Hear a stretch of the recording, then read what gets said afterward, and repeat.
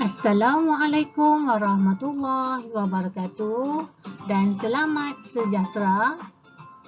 Apa khabar murid-murid? Diharapkan semuanya sihat belaka dan bersedia untuk pelajaran pada hari ini. Pada hari ini, dalam mata pelajaran Bahasa Melayu tahun 4 SK, tajuk Pembayaran tanpa tunai SP 5.1.1. Jom belajar bersama dengan Cikgu Sabaria dalam channel Jari Jemari Alia.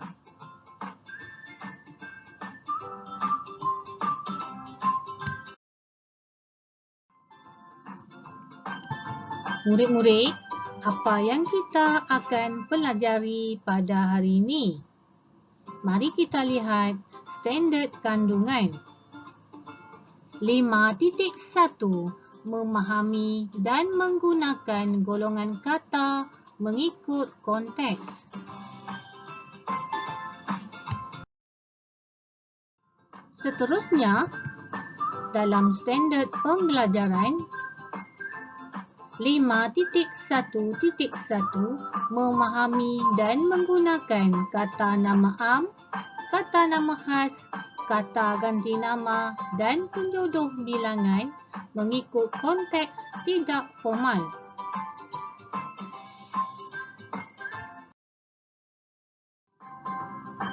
Seterusnya, dalam objektif pembelajaran, di akhir pembelajaran, murid dapat membina dan menulis ayat menggunakan kata nama am, kata nama khas, kata ganti nama dan penjodoh bilangan mengikut konteks tidak formal dengan betul.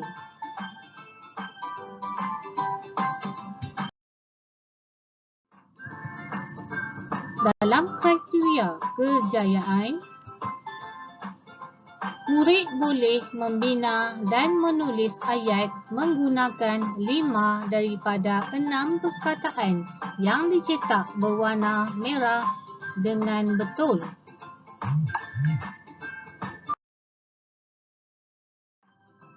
Untuk makluman murid-murid, pada hari ini pembelajaran kita masih lagi dalam unit 18. Hari ini cikgu akan fokuskan kepada aspek tata bahasa. Jadi, sila buka buku teks muka surat 125. Jom belajar.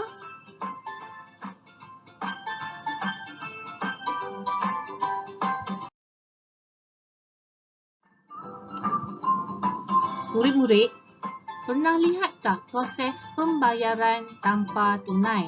Terutamanya ketika pergi membeli barangan mengikut ibu bapa ataupun keluarga. Untuk makluman murid-murid, pembayaran tanpa tunai menjadi amalan masyarakat di negara maju.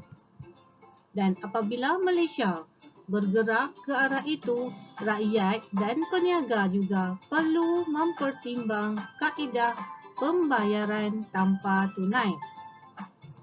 Jadi, ada beberapa platform bagi pembayaran tanpa tunai telah diadakan. Tujuannya ialah memberi perkhidmatan seperti e-dompet. Kerana semakin banyak peniaga tempatan di seluruh negara menerima transaksi tanpa tunai, warga Malaysia mendapati bahawa berurusan tanpa tunai tidak begitu sukar. Banyak faedah pembayaran tanpa tunai. Untuk mengetahuinya, jom ikut perbincangan bersama dengan cikgu.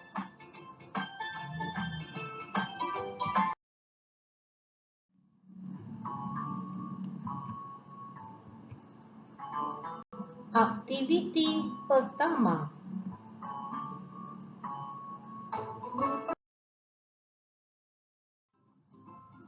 Untuk aktiviti yang pertama, murid-murid dikehendaki membaca dan memahami maklumat berdasarkan gambar dan petikan. Tajuk pada hari ini ialah pembayaran tanpa tunai. Di sini cikgu ada paparkan contoh gambar proses pembayaran tanpa menggunakan duit tunai. Mari kita baca petikan ini. Zara dan keluarganya ke Pasar Raya Impian untuk membeli barangan keperluan.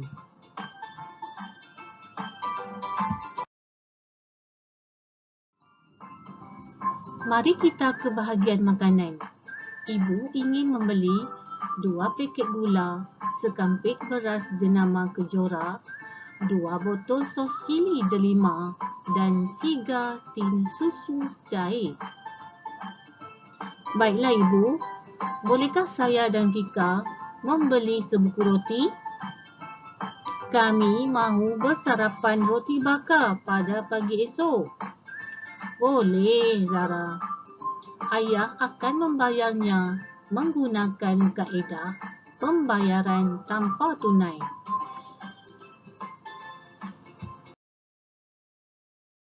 Apakah maksud pembayaran tanpa tunai, Ayah? Maksudnya, kita melakukan pembayaran menggunakan kad debit. Pembayaran akan dipotong daripada akaun bank. Ibu, puanku akan berkunjung ke rumah kita petang nanti. Beliau akan datang bersama-sama dengan anaknya. Apakah yang kita akan hidangkan? Kita belikan mereka sebiji kek dan sesikat pisang.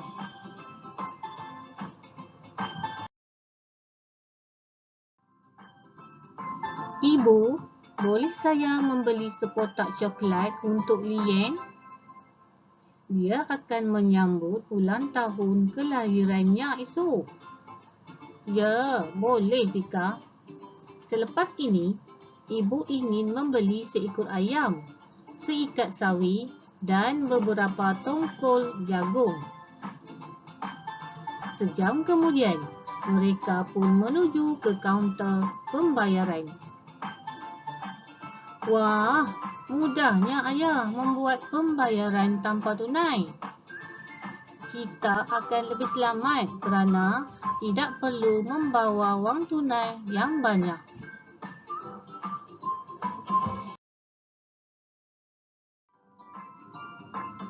Berdasarkan perbualan antara Zara dan keluarganya sebentar tadi, kita dapat lihat ada kebaikan jika membuat pembayaran tanpa tunai.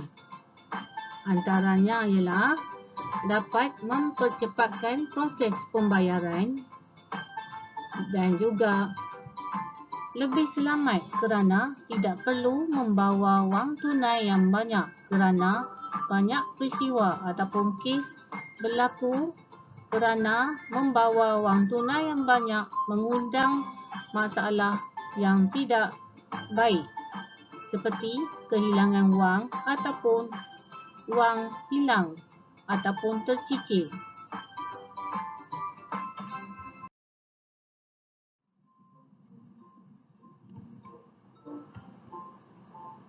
Aktiviti kedua.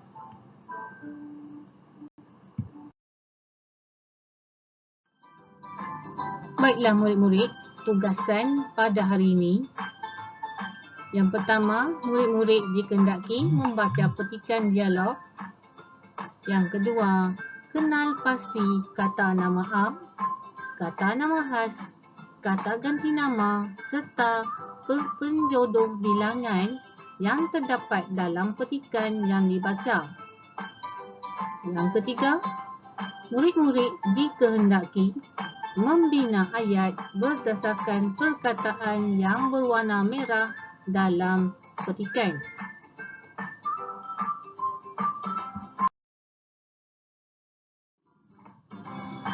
Sebelum itu, mari kita lihat dahulu apa itu kata nama am. Kata nama am ialah kata yang digunakan untuk menjelaskan nama secara umum. Sesuatu yang hidup seperti orang, haiwan dan tumbuhan. Juga ada sesuatu yang tidak hidup seperti tempat dan benda.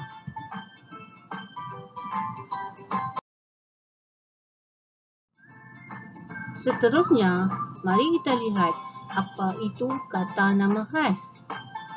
Kata nama khas pula iaitu kata nama yang secara khususnya digunakan untuk menyebut nama sesuatu, nama yang hidup atau tidak hidup. Jadi, huruf pertama kata nama khas hendaklah ditulis dengan huruf besar. Contoh, Menara Kuala Lumpur. Jadi, huruf pertama setiap perkataan tu mestilah ditulis dengan huruf besar. Contoh yang cikgu tulis, yang cikgu berikan ini berwarna merah adalah huruf besar. Kemudian, Hisham Ali. Juga huruf pertama setiap perkataan adalah huruf besar kerana dua contoh ini adalah kata nama khas.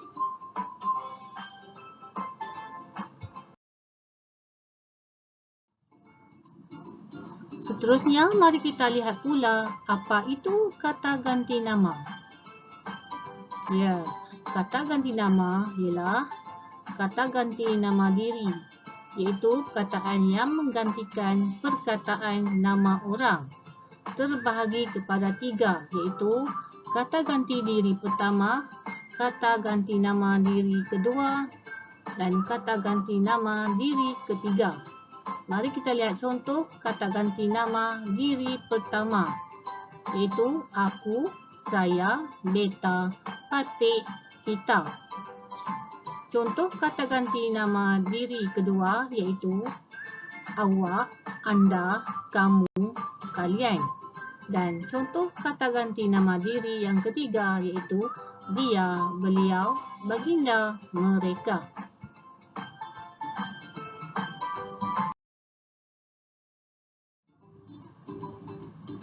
Seterusnya, mari kita lihat pula apa itu penjodoh bilangan.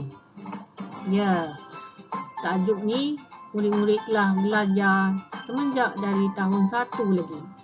Penjodoh bilangan ialah perkataan yang digunakan untuk menentukan bilangan sesuatu benda, manusia, haiwan dan tempat. Digunakan di hadapan kata untuk menguatkan aspek bilangan dan juga berfungsi menerangkan aspek bilangan sesuatu benda, tempat, hal, perkara dan manusia. Contoh, orang, angkatan dan pasukan merujuk kepada manusia. Manakala benda pula seperti biji, bilah, sikat dan lain-lain. Ada banyak contoh untuk penjodoh bilangan.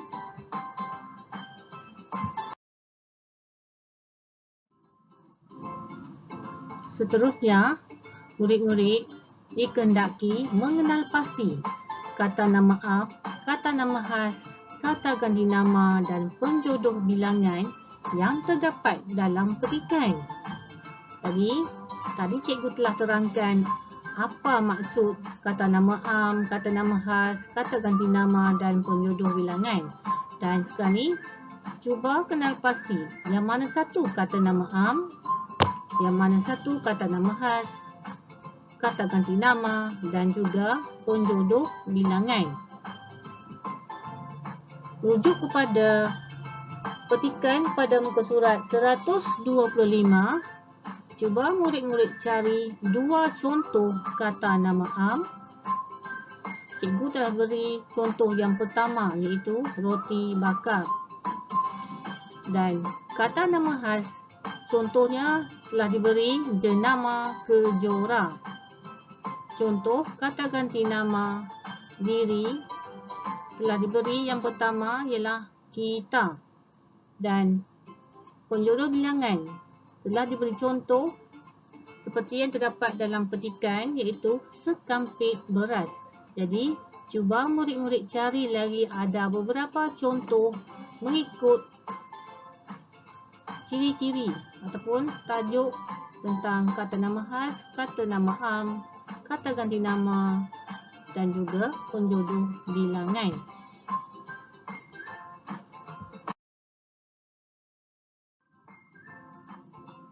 Seterusnya, murid-murid dikehendaki membina ayat menggunakan teknik skop.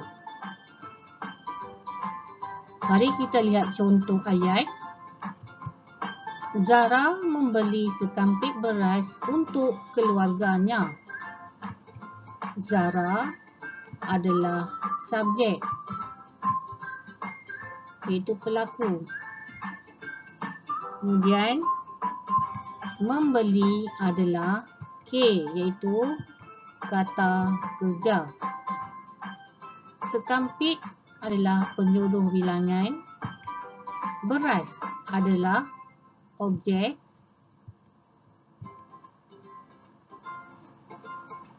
Untuk keluarganya adalah P. P ini adalah menunjukkan perluasan ayat. Jadi ini adalah asas untuk membina ayat mudah. Jadi murid-murid boleh guna cara ini untuk membina ayat berdasarkan maklumat yang murid-murid cari dalam petikan tadi.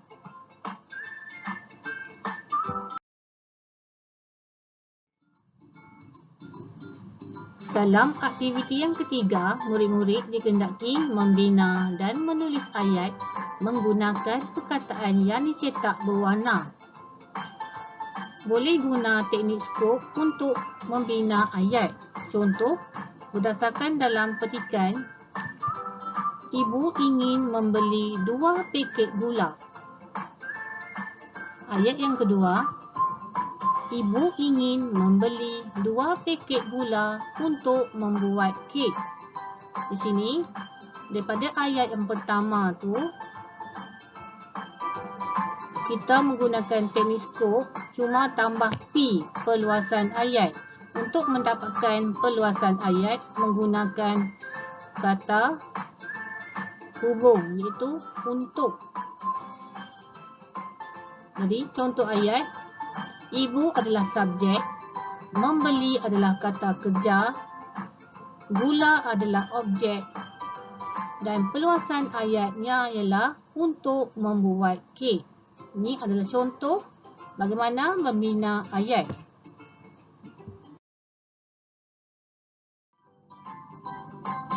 Seterusnya, mari kita membina dan menulis ayat menggunakan perkataan berwarna merah.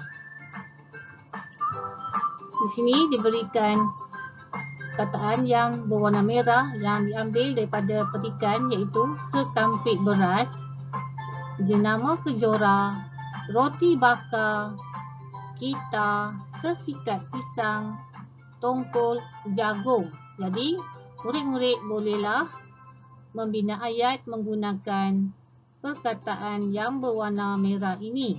Di sini cikgu beri beberapa contoh. 3 ayat. Ayat yang pertama, Arisa ingin membeli sekampit beras untuk dimasak. Ini gambar sekampit beras. Yang kedua, Ali membeli beras jenama kejora diberi kepada nenek. Jenama kejora menunjukkan kata nama khas. Yang ketiga, adik makan sekeping roti bakar kerana lapar. Roti bakar. Ini adalah kata nama am. Setongkol jagung, penjodoh bilangan. Sesikat pisang, juga penjodoh bilangan. Jadi, ada beberapa lagi perkataan berwarna merah yang murid-murid boleh gunakan untuk membina ayat. Bagi nombor 4, 5 dan juga nombor 6. Sila tulis ayat tersebut dalam buku latihan, kemudian ambil gambar, muat naik dalam Google Classroom untuk dinilai oleh cikgu.